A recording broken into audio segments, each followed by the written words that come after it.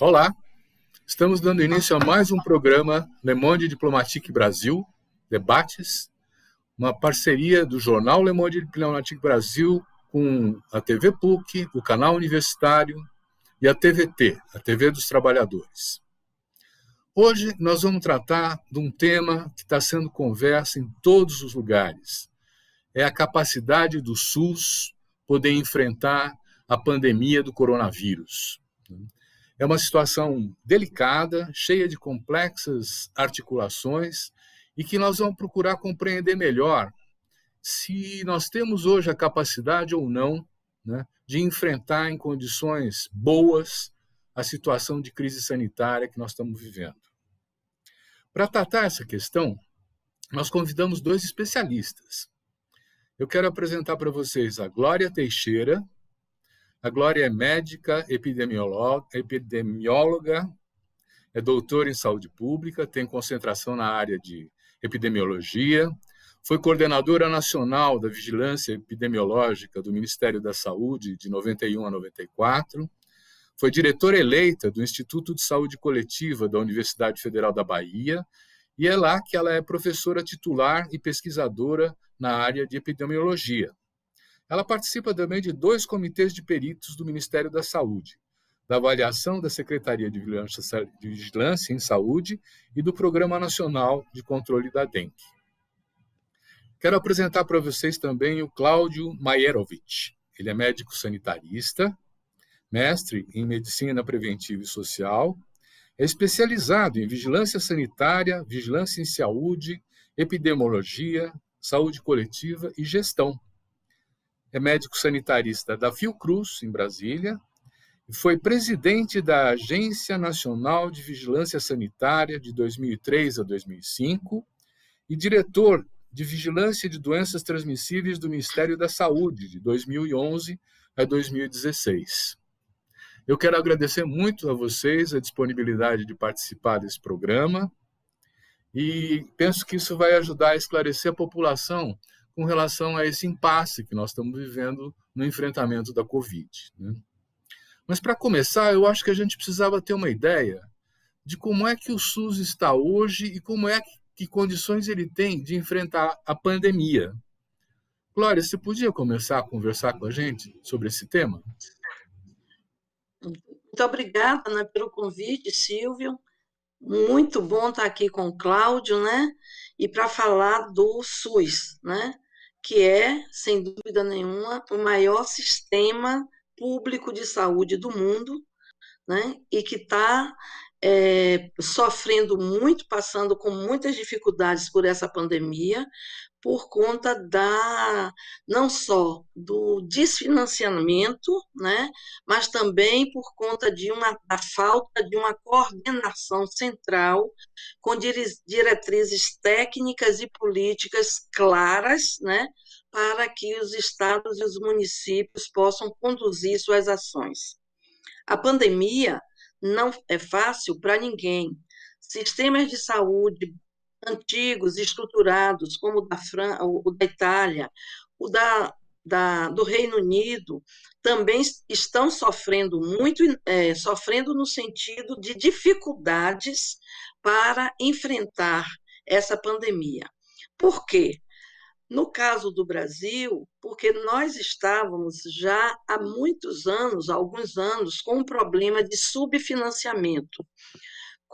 E o SUS, apesar de atender mais de 70% da população brasileira, ele tem sido vítima de ataques cotidianamente pela grande mídia e por várias áreas da sociedade. Então, ele é um sistema que se sustenta, né, baseado no seu Conselho Nacional de Saúde, que tem feito e continua fazendo um trabalho brilhante de sustentação, também do CONAS e do CONASSENS, que é o Conselho Nacional de Secretários de Saúde dos municípios e dos estados. Mas não é fácil, né, viver sob ataque como o SUS vive há alguns anos cotidianamente. Aí eu digo assim, nós profissionais de saúde, apesar de eu não estar na linha de frente, como diz meu professor Naumar, nós somos até alçados a heróis, né, nessa pandemia. Mas foi a primeira vez assim onde nós vimos que o SUS tem sido valorizado nesses seus quase, estou dando pela grande sociedade, pela elite, tem sido valorizado pela elite da sociedade brasileira. Geralmente ele é muito destratado, né? Ele é muito eu digo vilipendiado mesmo. Ele tem sido muita vítima, mas com todas essas dificuldades, é no SUS, né, que a grande maioria dos casos graves estão sendo atendidos. É o SUS que está fazendo a vigilância, é o nosso SUS que está também trabalhando com as vítimas que são de casos moderados. Mas, sem dúvida nenhuma, nós temos dificuldades e deficiências muito grandes, né? E que nós precisamos superar. Superar porque nós estamos agora diante, eu não falo que está havendo uma segunda onda.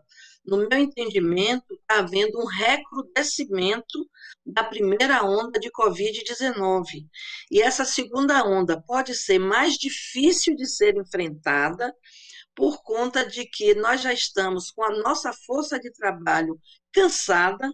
Muitas pessoas, muitos profissionais de saúde foram acometidos pelo SUS, foram acometidos pela Covid-19. Então, nós precisamos pensar com muita clareza e com muita seriedade disso.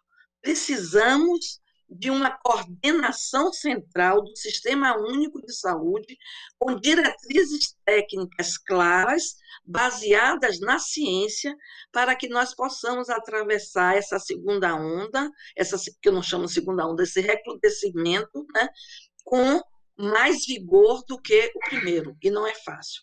Tem a perspectiva da vacina, mas nós sabemos que o quantitativo vem aos poucos e que nós não vislumbramos que em poucos meses essa situação estará controlada. Isso é importante que se diga. Estamos todos querendo e com muita esperança na vacina, mas ela não vai agir se nós não aplicarmos as 2 doses para a população geral, o que significa que vai demorar muitos meses até que nós possamos atingir uma cobertura vacinal. Isso assim, se tivermos recursos, coordenação, um plano estratégico e uma coordenação, que o Brasil tem capacidade, sim, de fazer isso. Não à toa, o Programa Nacional de Imunizações, o PNI, do nosso Sistema Único de Saúde, ou seja, do SUS, é considerado o melhor programa de vacinação do mundo. Não foi à toa que nós conseguimos eliminar a poliomielite, eliminar o tétano neonatal, durante muito tempo eliminar o sarampo e controlar várias outras doenças imunopreveníveis. Nós temos experiência, nós sabemos como fazer, precisamos de coordenação e de que nós não fiquemos contra a ciência, temos que ir ao encontro da ciência e dos conhecimentos que estão sendo gerados no nosso dia a dia. Muito bom. O começo assim foi excelente. Cláudio, antes de entrar propriamente na questão da pandemia hoje, não é? A Glória falou do subfinanciamento do SUS e parece que tem aí uma proposta de cortar ainda mais o orçamento do SUS o ano que vem, não é? Quer dizer, eu ouvi falar em coisa de 44 bilhões. Não é? Você pode explicar o que é esse subfinanciamento e por que ele acontece? Tá. O financiamento, o subfinanciamento já vem acontecendo, na verdade, desde o início do SUS. Existe um campo, o campo dos sanitaristas, o campo da saúde, que sempre lutou por mais recursos para a saúde e conseguiu, inclusive, inscrever na Constituição, por uma emenda, os mínimos orçamentários que deveriam ser canalizados para a saúde em cada esfera de governo. Isso foi em 2002, e isso vinha sendo mantido. Na verdade, os mínimos acabavam sendo cumpridos à risca, não havia mais do que os mínimos, até que houve a emenda constitucional do teto, que foi a emenda 95 de 2016, que colocou ali um sarrafo acima do qual o recurso público não pode ser mais utilizado. Nesse ano, excepcionalmente, em função da pandemia, nós tivemos mais recursos de outras áreas foram canalizados, recursos que foram eleitos pelo Congresso Nacional, isso não foi uma iniciativa exatamente do governo, para suprir necessidades dessa emergência. Agora, isso acaba no dia 31 de dezembro e nós voltaremos não ao patamar em que estávamos antes, mas a um patamar inferior àquele que estávamos antes, com a possibilidade justamente de perda de recursos dessa ordem, não sei os números exatos, mas é algo em torno de 40 a 42 bilhões de reais. Então, se já são insuficientes os recursos atuais, a perspectiva para o ano que vem é muito pior do que a que nós tínhamos neste ano. Muito bom. Isso aí é uma situação que, mesmo nesse momento da pandemia, ainda se mantém essa proposta de corte, né? Quer dizer, é muito impressionante como nós estamos vendo nesse momento essa insensibilidade e ignorância do governo em relação ao problema da pandemia, né? Mas eu fiquei preocupado, quer dizer, chegando a vacina, nós não vamos ter condições de enfrentar. Estão falando que falta seringa, estão falando que a temperatura dos lugares de guardar a vacina não condizem com a necessidade. Como é que vocês veem isso? Cláudio? Eu queria fazer uma consideração até, quer dizer, antes de chegar à pandemia, na verdade, até 2016, digamos, aí é um marco, porque foi quando aconteceu o golpe com a derrubada da presidenta, nós vínhamos num ritmo de preparação para qualquer tipo de emergência. Nós e o mundo pensando num processo coordenado pela Organização Mundial da Saúde, e que o Brasil tinha um papel de protagonismo importante mundial e particularmente na América Latina. A Glória aqui, por exemplo, ela coordenou um estudo sobre as capacidades básicas do Brasil para emergências de saúde pública e para respostas a situações de relevância epidemiológica que pudessem nos ameaçar. Nós não sabíamos qual seria, até a OMS já vinha falando numa doença X. Doença X poderia ser qualquer tipo de emergência, mas sem dúvida a mais ameaçadora é uma doença que se transmite de pessoa a pessoa, como as gripes, como o sarampo e como é o caso da Covid-19.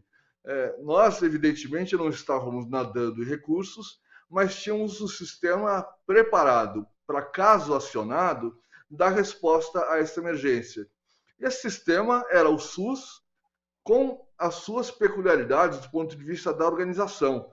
Então, com a atenção primária funcionando bem, com a vigilância epidemiológica, a vigilância sanitária, os sistemas de informação funcionando de maneira adequada, ou seja, com aquilo que nós respondemos a emergências anteriores, e talvez a emergência do Zika vírus tenha sido o maior exemplo, porque foi uma emergência internacional que partiu do Brasil, que começou no Brasil e foi encarada pelo Brasil dessa forma, em que o Ministério da Saúde e governo digo, o resto do governo, falavam a mesma língua, em que houve uma conjunção de esforços das diversas áreas de governo federal, estadual e municipal também, para enfrentar um problema comum. Naquele caso, a epidemia de Zika. E nesse caso, o nosso sistema poderia ter respondido de maneira adequada, desde que essa organização persistisse. Mas o que aconteceu foi o oposto. Independentemente da falta de recursos, que é real e é muito ameaçadora, nós tivemos um boicote a qualquer iniciativa que tivesse racionalidade do ponto de vista da saúde. Então, enquanto nós tínhamos uma das pastas de governo falando da necessidade de confinamento, de redução dos contatos entre as pessoas, de medidas preventivas e da gravidade da situação que se aproximava, isso lá em fevereiro, em março deste ano, nós tínhamos o mandatário maior do país falando exatamente o contrário, dizendo que essa epidemia era uma invenção, que isso era uma gripezinha, que isso não era ameaça e que não havia necessidade de medidas preventivas, que, por exemplo, usar máscaras era uma bobagem, ou ainda de que não seriam necessários recursos adicionais e que era muito mais importante a preocupação em não paralisar a economia do que a preocupação em prevenir e cuidar da saúde das pessoas.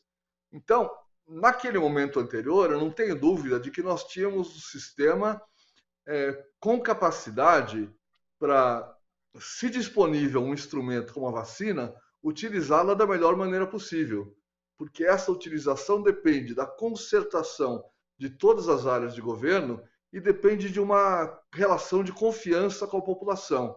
E nós não temos nenhuma das duas coisas hoje.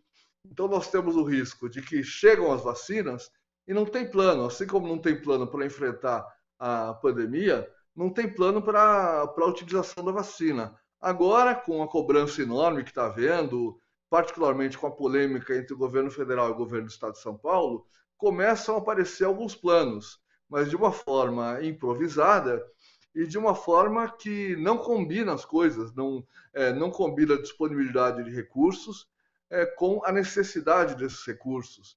Então, aquilo que foi o discurso de ontem, por exemplo, do ministro da Saúde, nos mostra o tamanho da ameaça. O ministro dizia ontem que a coordenação será feita pelo Ministério da Saúde. No entanto, o Ministério da Saúde não adotou nenhuma iniciativa para assumir essa coordenação. Quer dizer, é um momento em que uma das vacinas que está entre as principais candidatas a nos ajudar nesse momento, ela é quase descartada por uma questão de preferência política. Então, nós, em tese, temos o sistema instalado, mas parece que temos uma decisão maior de não utilizar aquilo que está instalado, de deixar a coisa correr ao léu, ao sabor do mercado. Glória, eu sou um leigo e muita gente também é leiga. Você está sem o som, você está com o som desligado. Alô? Glória, você está com o som desligado. Ah, isso. Deixa eu aproveitar para... Não, agora tá bom. Deixa eu aproveitar para fazer questão para você. Quando vocês falam sistema de saúde, o que é isso? Quantos milhares de pessoas envolve? Chega até onde? Porque o leigo não sabe disso, né? Vamos contar? Olha, os números eu não sei, mas é um dos sistemas, como a gente faz, mais capilares. O que é a capilaridade? O Sistema Único de Saúde está implantado em todos os municípios brasileiros. 70% da população brasileira ela é coberta pela atenção básica em saúde, ou seja, próximo de você tem um centro de saúde com um pediatra, com um ginecologista, com a saúde da família, ou seja, a atenção básica. E tem a grande e média complexidade. Essa capilaridade, ou seja, ela é sistêmica, no sentido de que tem uma hierarquia, não do ponto de vista do mando. Né? As três esferas de governo, elas são únicas em cada uma dos seus espaços. Mas existe uma articulação entre, digamos, o governo do Estado e os municípios para que tragam pacientes que não têm hospitais no interior. Não é? Existe uma cobertura da atenção básica à saúde, que é muito ampla, e não é pouco que essa atenção básica tem feito, a atenção primária à saúde, a atenção básica, o programa de saúde da família, tem vários nomes, né? Mas o que tem que ser visto que esta implantação, nos últimos 10 anos, conseguiu reduzir e muito a mortalidade infantil, conseguiu reduzir casos de tuberculose, conseguiu reduzir casos de hanseníase, né? Diarreias, mortes por diarreias infantis agudas. Isso porque tem um trabalho cotidiano em cada município para desenvolver atividades de vigilância, de prevenção e de atenção, atendimento médico à população. Isso é uma coisa que olha, não tem, porque eu gosto de fazer um paralelo do antes do SUS. Antes do SUS, eu trabalhei no município de São Felipe, deixa eu contar essa historinha, no município de São Felipe, que fica a 140 quilômetros de Salvador. Eu fui lá para trabalhar num projeto de pesquisa em doença de Chagas. E de manhã eu atendia um consultório, era que eu tinha no meu consultório, o consultório da pesquisa. Meu estetoscópio, meu tensiômetro e um armáriozinho deste tamanho com alguns vermífugos, alguma coisa. Eu só tinha isso. Eu não tinha um leucograma, eu não tinha nada. Aí vinham os pacientes enquanto a gente trabalhava tererê. Se viesse um paciente mais grave, o que é que eu tinha que fazer? Precisava de tramato. Telefonar para um amigo aqui em Salvador, que por favor atenda e tererê para ele arranjar a vaga. Ia na casa do prefeito, pedir para o prefeito fazer o favor de emprestar o carro da prefeitura, não tinha ambulância. Né? Emprestar o carro da prefeitura para trazer o paciente para ser recebido por um colega assim, no hospital da universidade, no hospital Santa Isabel, e assim ia. Gente, o que tinha, o que eu atendia de amarelão, eu acho que vocês nem lembram mais o que é amarelão, é uma anemia muito grave, não é? Produzida por um verme, certo? Produzida por um verme que se chama ancilóstoma. Isso era, a gente via aquelas crianças, barriga grande, inchadas, entendeu? Parecia que estavam, porque naquele município que era que se plantava mandioca e fumo. Isso foi, gente, no final da década de 70. Não foi no século XIX, nem na primeira metade do século XX, não. Volte agora em São Felipe. As crianças não estão desnutridas. Existe uma unidade de saúde que tem seu laboratóriozinho, que tem médico diariamente, tem um plantão de 24 horas, e tem atenção básica nas roças. A saúde da família visita as roças. É de chorar de alegria. Eu fui lá bem recentemente, né? Porque de vez em quando eu vou lá, porque deixei amigos, e eu fico com vontade de chorar de alegria. O nível é de nutricional, a mortalidade infantil, que são coisas assim que nos afetam, que aqui a gente vê. Isso é o SUS. Isso é o SUS. Isso é também o BPC, porque dá um pouco de renda, que apesar da pessoa continuar produzindo sua mandioca, mas compra também um pouco de carne para diminuir a questão da distrofia farinácea, que é aquela criança que você pensa que está gordinha, quando você coloca o dedo, faz uma moça, porque é edema de distrofia farinácea. Isso foi há 30, 40 anos atrás, 30 anos atrás. Ou seja, é um tempo, né, de nossa geração, de nossos filhos, e mudou completamente. Isso é o SUS. E mais os serviços de proteção, né, de distribuição de renda. E nós não podemos abrir mão disso, nós temos que ir aperfeiçoando o SUS. Eu gostaria depois de falar do que eu acho a principal, além das dificuldades que Cláudio falou muito bem, das dificuldades que eu acho de não ter utilizado toda a estrutura da vigilância epidemiológica, da atenção básica em saúde para enfrentar nessa epidemia de Covid-19, e aí a gente volta a SUS versus Covid. Vamos voltar. Cláudio, você foi presidente da Agência Nacional de Vigilância Sanitária, né? Nós estamos agora descrevendo um pouco como funciona o SUS e que importância ele tem. Eu, como um leigo, sabia que, por exemplo, o tratamento de HIV no Brasil foi exemplar, né? Você pode dar um panorama assim, de como a gente tratou questões epidemiológicas até agora? Bom, então, o Brasil ele conseguiu se destacar em várias frentes justamente apoiado na estrutura do SUS e na concepção que ele traz, que é a concepção de que todo mundo tem o direito ao cuidado com a sua saúde em todas as suas dimensões. O HIV, a AIDS, acho que representa um modelo muito interessante para a gente pensar. O Brasil foi pioneiro, em primeiro lugar, nas estratégias de prevenção, quando ainda não tinha tratamento, não tinha medicamento, lá no final da década de 80, o Brasil já dava exemplo com as campanhas de informação, de educação, com o trabalho junto a pessoas que tinham algum tipo de comportamento de maior risco, seja pelo comportamento sexual, pelo uso de drogas endovenosas. Então, o Brasil avançou muito naquele momento com estratégias de prevenção. E depois, quando começaram a surgir os primeiros tratamentos, também o Brasil foi pioneiro na utilização desses tratamentos. Naquela época era chamado o coquetel de tratamento de AIDS. O primeiro município, eu tive a felicidade de trabalhar no primeiro município no mundo que implantou o coquetel na rede pública, que foi o município de Santos, na época, em que também o Brasil esteve à frente, oferecendo medicamentos caríssimos e um acompanhamento que era caro também, mas com esse significado de que se as pessoas têm uma necessidade, e essa necessidade pode ser suprida com aquilo que a ciência dispõe, cabe ao sistema de saúde oferecer esses tratamentos, esses diagnósticos e esses cuidados.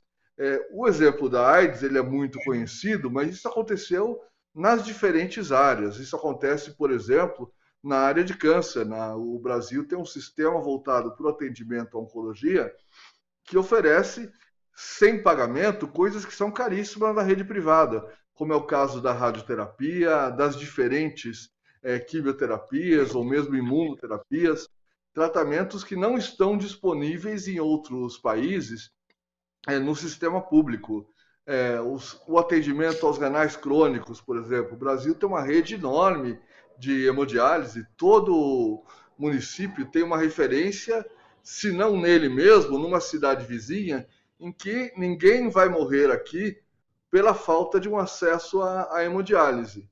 É claro, há uma série de fragilidades ainda, o SUS está em construção, como não podia ser diferente. Aliás, tenho para mim que essa construção é permanente, nós nunca teremos chegado ao final dela, porque as necessidades serão cada vez mais perceptíveis e as tecnologias também cada vez mais sofisticadas. Mas nós conseguimos, com isso, naturalizar a ideia de que a saúde é um direito e que as pessoas, é natural para as pessoas que elas sejam atendidas segundo as suas necessidades. Para nós, isso parece óbvio. Para um cidadão dos Estados Unidos, por exemplo, isso é uma coisa estranha. Quer dizer, se ele não tem um plano de saúde, se ele não é idoso ou pobre o suficiente para estar nos planos de assistência social, ele tem que gastar do bolso e ele vai à falência quando tenta dar conta do custeio da sua saúde. Quer dizer, um cidadão dos Estados Unidos que não tem plano de saúde, e se ele é atropelado no meio da rua, ele poderá ser levado à falência em consequência daquilo que é necessário para ele como atendimento médico. Para o Brasil, isso não faz sentido as pessoas pensarem nisso. Quer dizer, isso é o nosso sistema de saúde e com provas sucessivas de que isso é possível e de que mesmo subfinanciados nós temos capacidade de oferecer aquilo de que o cidadão precisa para cuidar da sua saúde. Essa organização da saúde, você quer falar? Por favor. Eu quero. Porque o que Cláudio pegou aí é um ponto central. O SUS não é grátis, ele é público. Ele é recurso público, ou seja, quando foi tratar a AIDS, dava o medicamento com os recursos públicos, os recursos da sociedade, e Cláudio falou muito bem disso, quer dizer, faça um paralelo que você não tem aquele recurso, né? Ou você abre mão e não vai ter o tratamento, ou você vai à falência, vende sua casa, vende sua roupa, vende tudo para poder ter. Né? Então, o SUS digamos assim, um patrimônio da população brasileira que foi construído pela pela população brasileira, precisa ser defendido pelas forças vivas da nossa sociedade. Fazer uma frente pelo SUS é fazer uma frente pela vida, como a Abraço, a nossa Associação Brasileira de Saúde Coletiva, está capitaneando. Então, isso é muito importante, quer dizer, qualquer cidadão tem o mesmo direito. Em fila, mas só mostra as filas, não mostra o que o SUS faz, só mostra o que o SUS não faz. Agora, na pandemia, é que nós estamos vendo algumas cenas, né, uma mostra cênica, né, de hospitais públicos tratando de Covid e aparecendo na televisão. Antes só aparecia as filas na porta do SUS. Né? Então, nós precisamos trabalhar essa imagem para que a sociedade cada vez mais lute para que não haja subfinanciamento, né, que conduza os problemas de corrupção de uma forma que seja realmente, como é que se diz, justas, né, para que nós possamos cada vez mais atender melhor. E evitar o que está acontecendo muito, que é a privatização do SUS, é a privatização por dentro do público. Glória, você falou que nós construímos o SUS. E é verdade, aqui em São Paulo, por exemplo, eu acompanhei a construção dos conselhos, né? Nos conselhos nas unidades básicas de saúde, no município, no estado e o Conselho Nacional. Você acha que o SUS, a participação da população se deu por aí, é isso? Exato.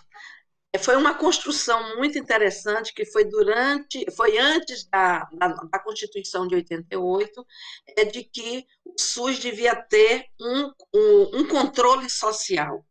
E esses conselhos do controle social, 50% a participação da população com suas formas organizadas. Por exemplo, sempre tem, na maioria das vezes, tem assento as associações dos nefropatas, tem associações de rancenianos, né?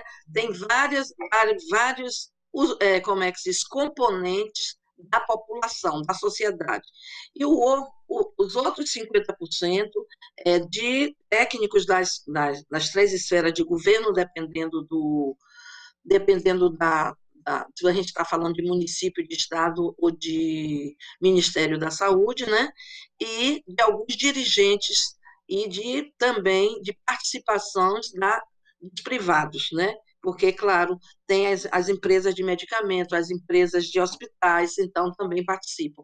Mas 50% é da participação. E foi assim, principalmente no início, quando os conselhos se tornaram muito fortes, fizeram seus regulamentos, porque foi definido as diretrizes, né, para a construção do SUS, diretrizes essas sim envolvem a universalidade da atenção e cada vez mais, quer dizer, durante um tempo foi avançando na questão que nós chamamos de atenção integrada à saúde da população, que nós não conseguimos alcançar ainda, mas pensamos que outras lutas virão para que nós consigamos atender a toda a população da mesma forma, com qualidade e com universalidade. Deixa eu pegar essa dica. Vou contar para vocês uma coisa. Eu estava no exterior, liguei a televisão, não é? E vi um médico cubano fazendo uma avaliação excelente dos resultados daqueles médicos cubanos que estavam no Brasil, do programa que foi feito. Chamando a atenção, inclusive, para o fato de que se você não fica na sua unidade de saúde esperando, mas vai até a casa da população, muda tudo. Cláudio, você tem essa capilaridade, ela é importante, né? Então, absolutamente importante, existe, acho que entre as coisas que vertebram o Sistema Único de Saúde, está justamente a sua inserção no território e a sua relação com as pessoas. Quer dizer, como um conceito básico, é de que a atenção à saúde deve estar perto das pessoas. deve conviver com tudo aquilo que acontece no território e que os profissionais de saúde não devem apenas olhar para as pessoas como portadoras de doença, mas sim da maneira como elas vivem conforme as suas condições reais. Ou seja, se existem problemas de saneamento, problemas de transporte, de educação, de moradia, tudo isso acontece com aquela população que está numa determinada região e que a unidade de saúde faz parte dessa região. Na medida que os profissionais de saúde vão à casa das pessoas, conhecem o território, eles podem compreender melhor e também apontar saídas não como o tecnocrata, no sentido mais comum, que tem uma solução que ele tirou dos livros, mas como alguém que tem sim conhecimento técnico, mas que constrói junto com aquela população a possibilidade de soluções. Nesse sentido, o sistema de saúde ele extrapola a sua própria ação setorial. Ele deixa de ser uma área do setor público que age exclusivamente na saúde para se colocar ao lado da população quando se trata de identificar problemas de saneamento, problemas de acesso à alimentação, à água potável, coleta de lixo, moradia saudável, e uma série de outras políticas públicas, inclusive as políticas de renda, que certamente são absolutamente determinantes na condição de saúde das pessoas. Muitas vezes não adianta fazer o diagnóstico de alguém com desnutrição, com tuberculose, com qualquer outro tipo de doença, se ela não ter as condições básicas para cuidar da sua alimentação, para ter condições de trabalho adequadas, condições de moradia adequadas. Então, o espírito do SUS é justamente enfronhar-se em tudo aquilo que interfere na saúde da população, e não apenas no diagnóstico e tratamento, como um sistema de saúde privado. Então, por que o SUS está sendo atacado? Você não está ouvindo? Agora eu ouvi. Por que o SUS Então, está sendo atacado, né? Porque se ele é tão bom assim, se ele tem dado tantos resultados, o que está acontecendo? Posso falar? Claro. Está acontecendo, quer dizer, eu acho até que a valorização do SUS nessa Covid, comparado com a época anterior, está sendo muito grande. Né? Eu acho, pelo menos na grande mídia, mesmo no Facebook, nas mídias sociais, ele tem sido menos atacado do que cotidianamente ele era atacado. Né? Agora, o que é que eu acho que tem com... Porque essa pandemia é um grande desafio. Como disse Cláudio, é de transmissão respiratória, é transmissão pessoa a pessoa. Não tem tratamento e ainda não tinha vacina, ou seja, ainda não tem vacina, vai ter, ok? Então, a medida de prevenção é afastar as pessoas, né? Proteger, fazer barreiras mecânicas, né? O distanciamento social, as barreiras mecânicas. Mas a preocupação toda do Ministério da Saúde, que foi muito lógica no início, era de fazer o atendimento das UTIs e nos leitos hospitalares. E não estimulou, não fez de uma forma sistêmica um trabalho para que a atenção básica à saúde trabalhasse par e passo com a vigilância epidemiológica em cada território, ou seja, em torno daquela equipe, para falar com a população, se não podia, porque, claro, você tem que proteger o trabalhador de saúde, então ele também não deve circular. Mas, na grande maioria dos territórios hoje, se fala pelo telefone, pelo celular, pelo Zap. A orientação para as pessoas ficarem em casa, tudo bem. Mas se teve um caso, né, numa família, no território, quem primeiro sabe é a família, antes de chegar o resultado do LACEN ou do hospital na unidade da saúde. Se você tem uma relação, você, enquanto da atenção básica à saúde, tem uma relação direta com a família pode lhe avisar. E aí pode fazer o rastreamento dos contatos. Porque o que é importante? Se aquele caso não ficou internado, ou seja, se ele não está isolado, tem que conversar com a família para ver. Tem condições de isolamento em casa?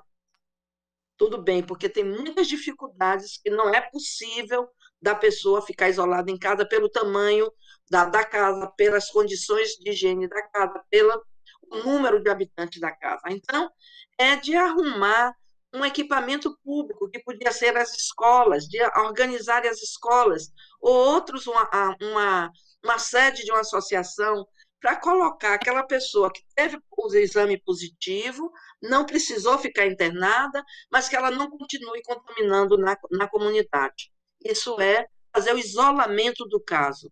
E, ao mesmo tempo, fazer a quarentena dos contatos. Saber com quem você esteve, onde passou, além da sua família, para poder pedir para essas pessoas fazerem, dentro das suas possibilidades, uma quarentena, passar 14 dias, mais ou menos, sem ter contato, não parar de usar máscara, porque é mais importante. Agora, tem o paradoxo da prevenção, como a gente chama. Fazer tudo isso, com certeza, diminui. Só que o que a gente reduz de caso, a gente não conta. Não tem como a gente contar. A gente só conta o que aconteceu. Então, só teria forma de ver, era comparando, fazendo comparações, o que é muito difícil numa pandemia, porque rapidamente ela atingiu quase todos os municípios. Mas, com certeza, se você evita novos casos, você evita óbitos. Porque o que é que nós queremos evitar? Óbitos. Nós queremos evitar o internamento, mas a gente só pode evitar o internamento se a gente evitar o caso. Então, onde é que a gente evita o caso? É no território, é na família, onde as pessoas andam e circulam. Além disso, tem as dificuldades também, e daí que podia haver ajustes, né, capitaneados pelas equipes básicas, para buscar espaços para aquelas famílias que não têm, que têm dificuldade de fazer a quarentena, o isolamento, o distanciamento social.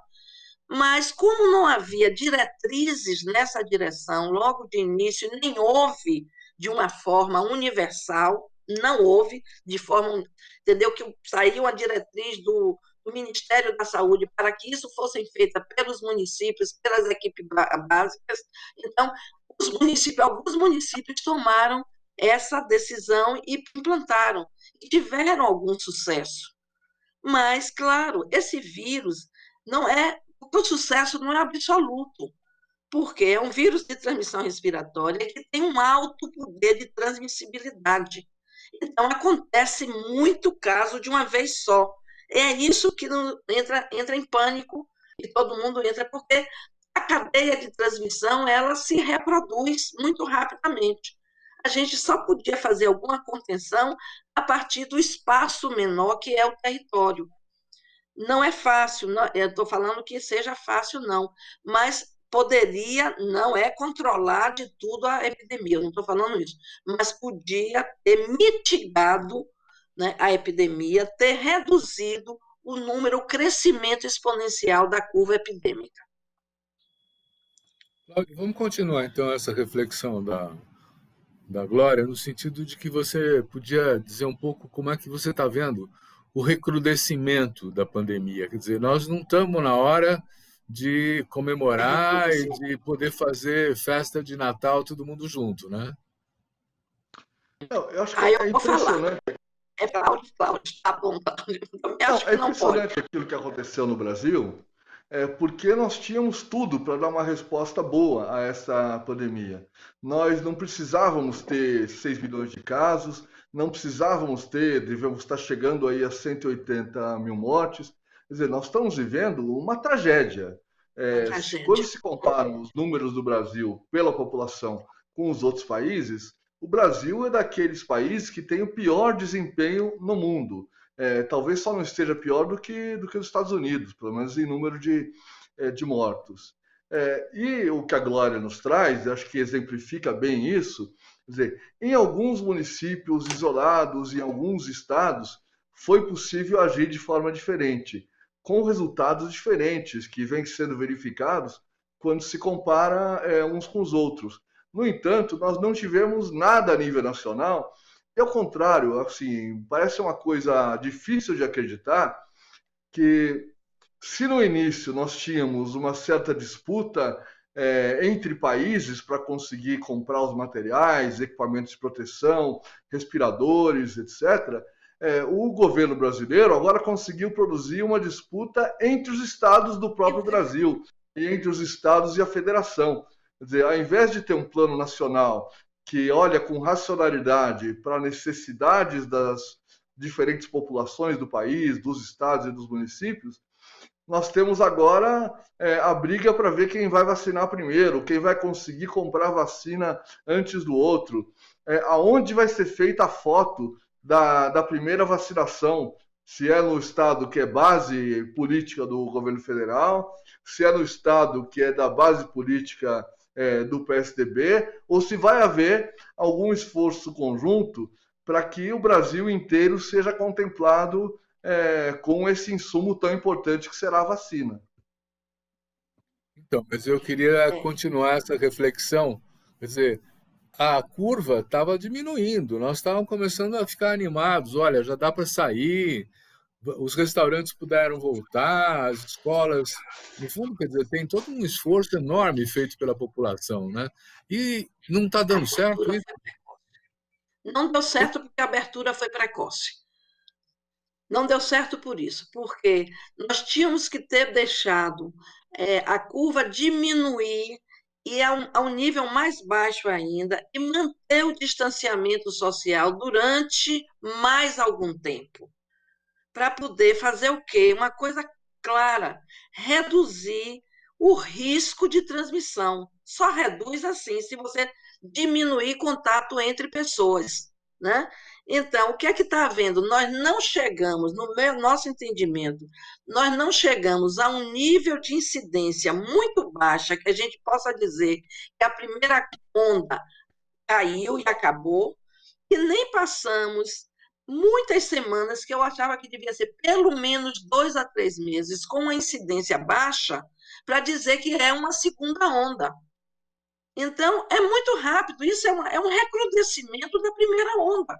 Podemos chamar de segunda onda, isso não tem diferença do ponto de vista da saúde dos brasileiros, né? Isso não tem nenhuma coisa. O que importa agora é fortalecer o distanciamento social, não, de conversar com a população sobre a necessidade de não ter festas de Natal, de não aglomerar, do uso cotidiano de máscara. Isso tudo nós temos que continuar reiterando e pedindo que os governos municipais e estaduais fortaleçam essas medidas. Mas nós fizemos a flexibilização, como chama, em algumas etapas, acho que de forma muito precoce. Aqui a nossa rede, a rede Covid, que chama, da Fiocruz, do SIDAX da Bahia, né? E junto com a nossa universidade, eu participo tanto da rede, sou da universidade, e a rede é da universidade da Fiocruz, de que nós avisávamos que não era momento ainda de iniciar a flexibilização. E no país inteiro isso aconteceu, na grande maioria das cidades brasileiras, porque nós não temos uma epidemia, nós temos milhares de epidemias. Por quê? Porque nós temos 5.000 municípios, cada município está em um determinado momento, alguns se superpõem e outros não. São 27 estados que se comportam de maneiras diferenciadas e ainda tem cada espaço, tem que ser analisado, e por isso é que nós temos prefeitos que têm o poder local para ir tomando as decisões. Então, mas nós tivemos, vou voltar... me permite complementar, nós não tivemos uma flexibilização, nós tivemos uma bagunça. Quer dizer, qual é o instinto natural das pessoas? É levar sua vida da maneira como sempre levou. Se alguém põe uma restrição, quer dizer, essa restrição tem que ser dita de forma organizada, clara, e com medidas que façam que ela seja cumprida, até mesmo com punição, se for o caso. Na medida em que vários dos governantes dizem, não precisa restringir, nós temos que voltar a funcionar, temos que ativar a economia, ativar os bares, as igrejas, os restaurantes, etc. Isso casa com a vontade natural das pessoas. Então, não houve nenhum plano de abertura. O que houve foi uma liberação geral. E aí as pessoas fazem aquilo que instintivamente elas gostariam de fazer, que é voltar à sua vida normal, porque é um sofrimento para todos ficar restrito em casa, ficar confinado, deixar de encontrar os amigos. E nós ficamos numa situação absolutamente inusitada, diferente da maior parte dos países, em que cada pessoa pode seguir a liderança que ela acha que lhe convém melhor. Então, se eu acho que eu tenho que ir para a rua, eu escolho um líder político que diz que eu posso ir para a rua. Como não existe nenhuma consequência a esse fato de eu expor os outros à doença, de eu não usar máscara, de eu fazer festa, etc., eu vou viver minha vida normal fazendo o que eu tenho vontade. Só seria possível enfrentar uma epidemia dessa natureza com uma ação integrada. Não existe na história das epidemias um precedente de um controle de epidemia que tenha sido feito sem a participação do Estado. E, de certa forma, é isso que está acontecendo. As pessoas estão se protegendo como elas podem. E o Estado tem participado muito pouco dessas medidas. Continuando com você, já, as UTIs estão chegando no limite, né? E foram Novamente. desativados aqueles hospitais de emergência que tinham sido montados, né? Foi correto desativar esses hospitais que foram criados no momento anterior? Acho que isso é mais uma faceta da falta de plano. Quer dizer, não, é impossível enfrentar a epidemia sem planejamento. É impossível. Quer dizer, então, nós vivemos de contínuas improvisações. Seja porque há algum tipo de disputa política, então houve um momento em que cada governador queria mostrar serviço de forma mais imponente do que o outro, então montou hospital de campanha, contratou gente, etc. E houve um momento em que era o contrário. Cada governador queria mostrar que ativava a economia mais rapidamente. Então, nós poderíamos ter tido um plano racional. Por exemplo, talvez ao invés de montar hospitais de campanha, nós pudéssemos ter ativado alas de hospitais públicos que estão fechadas e contratado gente para ficar lá em caráter permanente. Isso significaria um reforço ao SUS, não apenas para um momento agudo, mas para o seu funcionamento de forma contínua. Nós já tínhamos falta de leito antes da pandemia, já tínhamos falta de UTI antes da pandemia. Então, a pandemia veio a nos mostrar que essa lacuna é muito maior, veio a produzir uma distância ainda maior em relação à necessidade das pessoas. As pessoas que necessitavam de cirurgia cardíaca, cirurgias de hérnia, internação para tratar problemas clínicos, foram adiando isso, sofrendo com isso e muitas vezes morrendo disso, e não apenas morrendo de Covid, porque nós não fizemos nenhuma mágica, nós fizemos a improvisação de hospitais de campanha, de transformação de estruturas que existiam para atender somente Covid, sem mobilizar recursos que fossem, que tivessem um caráter permanente no cuidado das pessoas, né? A relação entre o número de contaminados e o número de mortes parece que diminuiu, né?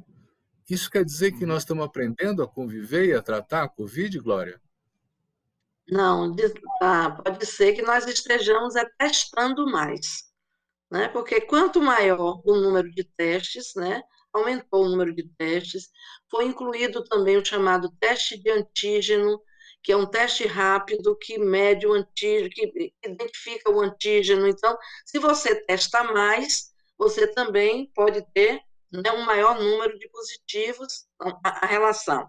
A outra coisa é o seguinte, na hora que você diz, foi usado muito o indicador de proporção de, como é o nome, proporção de leitos de UTI vazios ou ocupados. Se você desativa o leito, então você reduz a proporção, é diferente. Como interpretar esse indicador? né? Se eu tinha 100 leitos e hoje eu tenho só 60, e quando eu tinha 100 leitos eu tinha 50 ocupados, eu tinha 50%. Mas hoje eu tenho 60 leitos, se eu tenho 30 ocupados, eu estou com 50%. Então, é diferente, né? Então, reativa os leitos. Agora, a grande preocupação é desativou os leitos e nós vamos ter recursos para reativar os leitos, como o Cláudio falou. Eu estou falando da emergência, porque o mais importante é se nós tivéssemos criados leitos novos dentro das próprias estruturas dos hospitais. Tudo bem, mas tem a grande problema de contratação de recursos humanos, que são recursos humanos que foram contratados emergencialmente, né? Então, uma série de dificuldades é, que são de financeiras, né, e também legais. Então, eu estou com muito receio de que, se nós não temos um bom plano de imunização, nós não temos. Não é? Não foi à toa que hoje, acho que 10 ex-ministros da saúde assinaram um manifesto pedindo vacina para todos e que se faça um plano estratégico. E, além disso, nós estamos com mais deficiência de recursos humanos e mais deficiências de infraestrutura para enfrentar a segunda onda, que eu chamo recrudescimento. Isso é muito preocupante, né? Isso é muito preocupante. Eu estou extremamente preocupada com o que vai acontecer agora. Pode ser também, um minutinho só, que com o aumento da temperatura e tudo, como é o nome, que o Covid não gosta, que são coisas que a gente não sabe ainda, né? Nós estamos chegando no nosso verão, né? Mas ainda temos, quando é que essa vacina vai chegar mesmo para vacinar uma proporção importante da população? E o que é que vai acontecer até lá? Muito obrigado. Olha, gente, a produção está dizendo que nós... Deixa eu só propor uma coisa. É que nós estamos chegando ao final do nosso programa. Quer dizer, passa rápido, já cumpri 1 hora, e eu tenho 1 minuto para oferecer para cada um de vocês encerrar a sua fala. Então você começa, Cláudio. 1 minuto, por favor. Eu queria comentar rapidamente essa questão da curva. Quer dizer, eu não acho que a gente teve uma onda, a gente teve uma inundação. E aí fica uma maré que sobe um pouco, desce um pouco, mas a maré não desceu. Nós continuamos, se 1.000 mortes por dia era uma tragédia, 500 mortos ainda são uma catástrofe inominável, maior do que qualquer coisa que a gente já teve aqui. Concordo.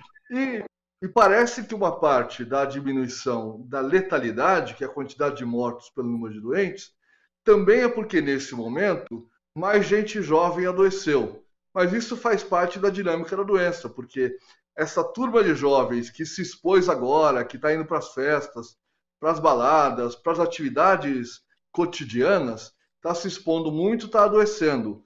A próxima onda, dentro da onda, vai ser atingir de novo os idosos que não tinham sido atingidos. Nós vamos ver a mortalidade subir de novo, infelizmente.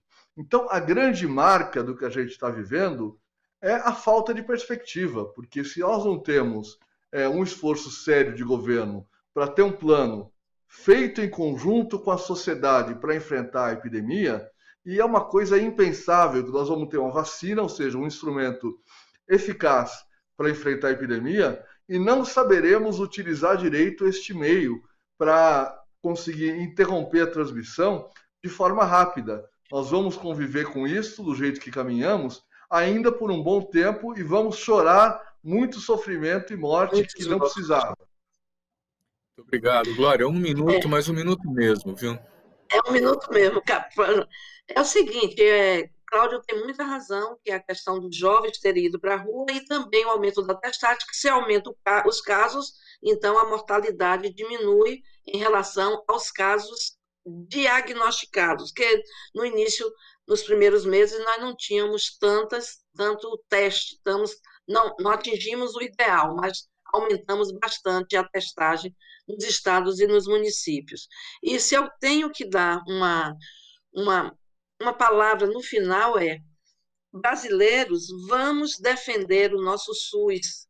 ele é importante, ele está com dificuldades, ele tem deficiências, mas ele tem também muitas fortalezas e tem os princípios fundamentais da democracia, que é o direito à saúde e a universalidade da atenção à saúde em todo o território do país. E por isso nós temos que defender o nosso SUS. Muito obrigado, foi uma excelente conversa, eu acho que esclareceu muito a população. Eu quero agradecer particularmente a Glória Teixeira e ao Cláudio Maierovitch pela contribuição que deram, e agradecer a você também que acompanhou esse debate, dizendo que semana que vem tem mais. Até mais.